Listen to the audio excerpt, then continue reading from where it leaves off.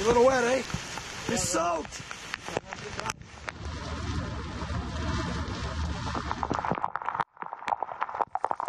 Well, within 30 seconds. Right? We're right into it, aren't we? I see this guy walking his dog. Oh my God.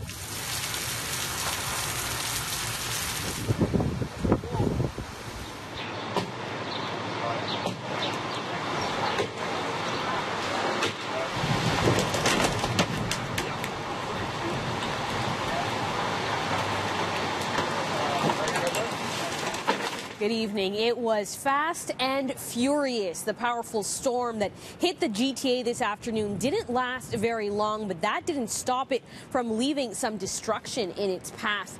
Tonight, the cleanup is underway after wild rain and winds left a mess on our city streets.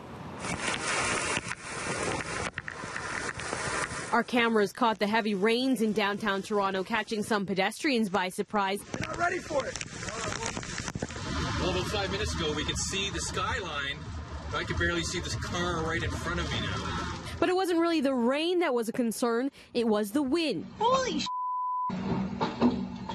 A City News viewer captured this scary moment. A platform being used by window washers on Sherbourne near Bloor started swaying in the wind with two workers on it. If you look closely, you can see one of the men jumping onto the balcony. Fire crews were called to the scene. Police say both men managed to escape safely.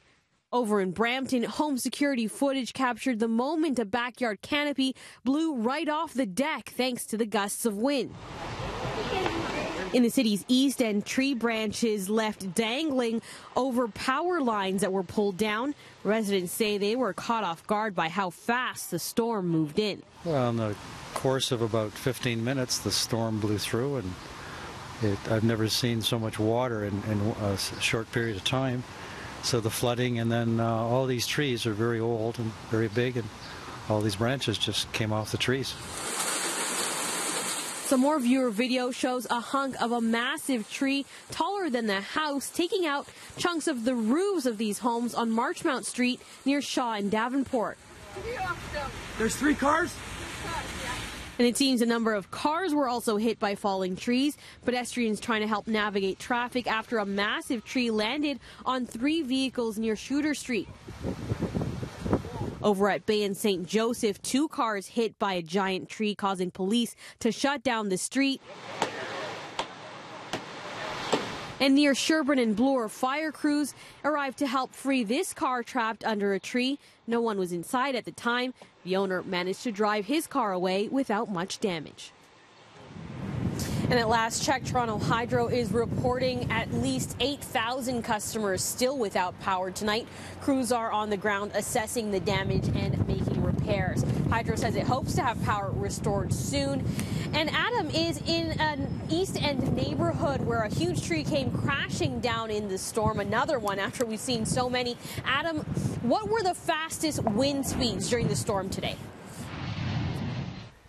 Well, Ginella, we're going to estimate a lot of those winds being gusting upwards of probably 80 to 100 kilometers per hour, waiting for those final numbers to come in. But East York, absolutely one of those neighborhoods across Toronto that is ravaged by this fast-moving storm. Take a look at this large tree, the old Norwegian maple here. These ones are the big culprits that get a lot of that rot. You can see just the branch snapping off of it, massive in nature. But speaking of that rot, Tony, if you come over here, take a look right in here. This is one that came off of the trunk, which is a massive tree trunk. If you get right in there, you'll see a lot of that is all rotted out. So the structural integrity on this big old tree, not quite up to snuff with the power of Mother Nature. Let's talk about that storm system and as it moved through the area. Let me show you what's going on as far as the radar is concerned. And we saw it rolling through at about 4 o'clock with those strong gusty winds. Over the last 12 hours, we had the watches come out early in the morning. They were up at about 9 o'clock. The storms rolled through at about 4 o'clock, so everybody should have been on notice. When those severe thunderstorm watches come out, you got to take notice of that and make plans for when the warnings start rolling out around the area. Then on the backside of it, we've still continued to see breezy conditions, but not nearly as damaging as what those winds were with that cold front that moved through, still at 46 kilometers per hour. We cut a lot of the humidity out. We're going to see some cooler, fresher days setting up for us as temperatures now are into the upper teens. We're going to get back to sunshine as we head into the day tomorrow, and we're looking at a couple of quiet days around here, and we'll be quiet throughout the overnight, so the folks in East York and this neighborhood and Plater Estates can start to pick up a few of the pieces. We are in an area right now that is still dark. They do not have power on this half of the neighborhood, but crews will likely be working. I have heard some numbers upwards of 90% restored across the city of Toronto. 14 to start the day, a high of 25 into the afternoon is what we're expecting. More sunshine on the way as we go through the day tomorrow, and then we're going to see more sunshine as we get into Friday. So a couple of quieter weather days setting up. We will see the potential of storms, though, returning as we get into the day on Saturday.